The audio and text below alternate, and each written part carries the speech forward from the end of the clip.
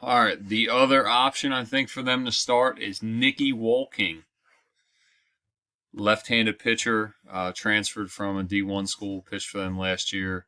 He started for them this past weekend. Look at his career splits.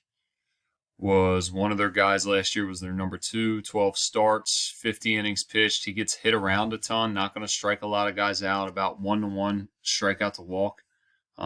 Average left-handed pitcher that's going to give you fits if you're not disciplined and stay in timing window number 2 with him.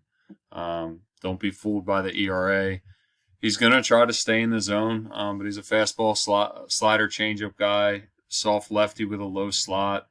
I think we just really need to stay behind the baseball if we face this guy. We're going to dive into some video on him in a second, but definitely a guy that I think sets up well for us if we can stay disciplined in that timing window. All right, so with Nicky, this video is not ideal. We're probably getting a guy that is 80-82 from what I heard from Limestone this past weekend. This video is from 2021 when he was pitching at Norfolk State, but this just gives you a good idea of his slot. Don't marry yourself to the velo that it's showing here. But lefties, it's going to come from behind you. Looks like he starts middle of the rubber, first base side of the rubber. He's going to try to throw everything behind you and break it back across the plate. For righties, you can see he kind of loses everything arm side to you. He's going to want to live kind of soft away.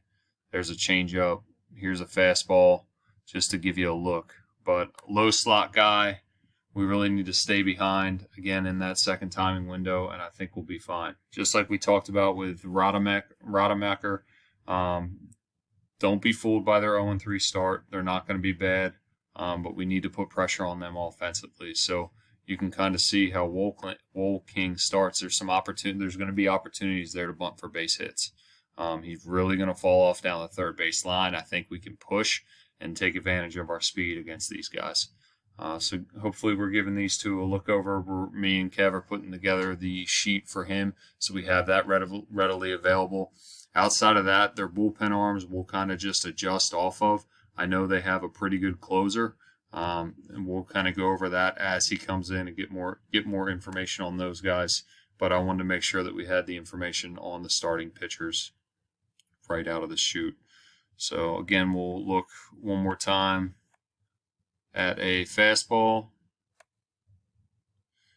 If Synergy will load, here we go. Here's a fastball for a strikeout. Does a really good job getting glove side there. And then the slider, about 10 miles an hour off, just kind of rolls in there. All right. Good first day ahead. Have a good day of practice today, and then we will get on these motherfuckers tomorrow. Go Bolts.